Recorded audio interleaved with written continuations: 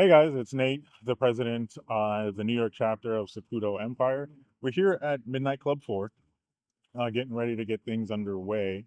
Right now, let's have a conversation with one of the drivers of the cars. Tell us your name and what are you driving? My name is Jxlyssx. I'm from Westchester, New York, and I drive an MX-5 2022 Mazda Miata. Perfect. What is it that how long have you had your Miata? 5 months. 5 months, okay. What do you enjoy most about driving your Miata?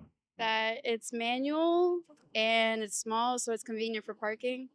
Okay. Was this your first manual car? No, Okay.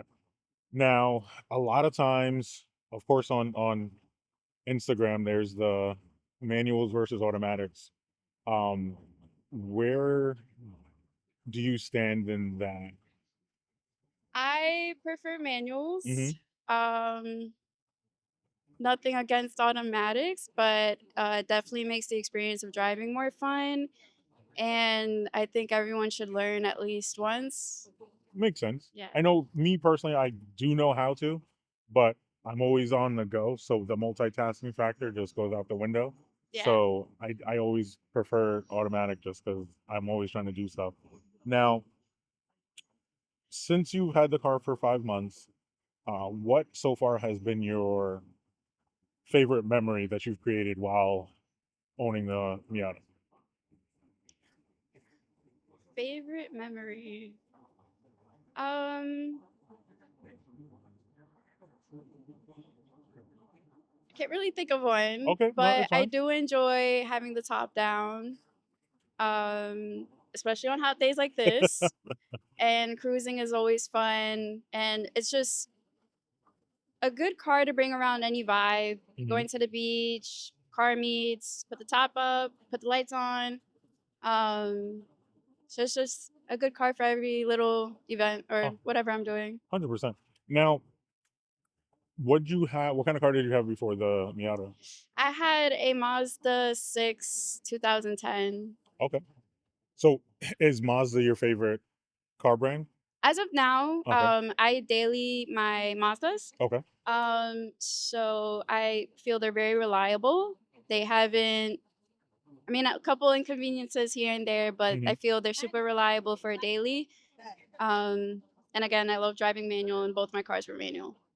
Gotcha. Gotcha. Now, as a female car enthusiast, um, what's that like in comparison? So I know there's a lot of uh, underlying things in the car community that might not be the most welcoming and are more on the toxic side. But as someone of myself who always try to create safe spaces for everyone, what are some of the things that you do to overcome or navigate the car community space as a female car enthusiast?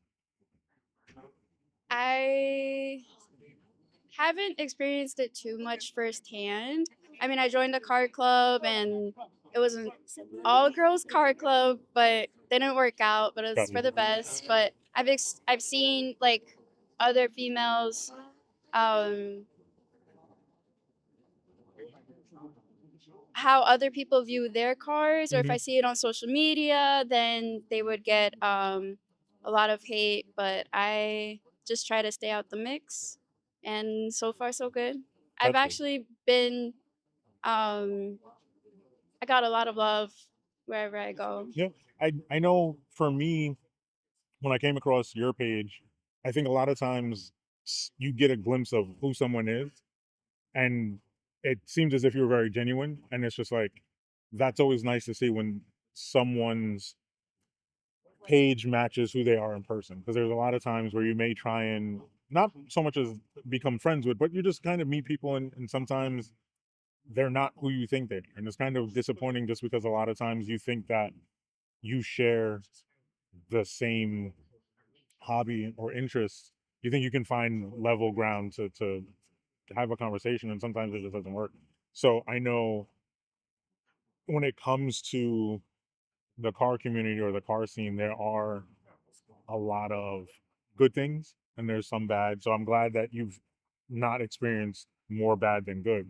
I always want everyone to have a great experience, just because it can be so great and give a lot of people a lot of things. You know what I mean?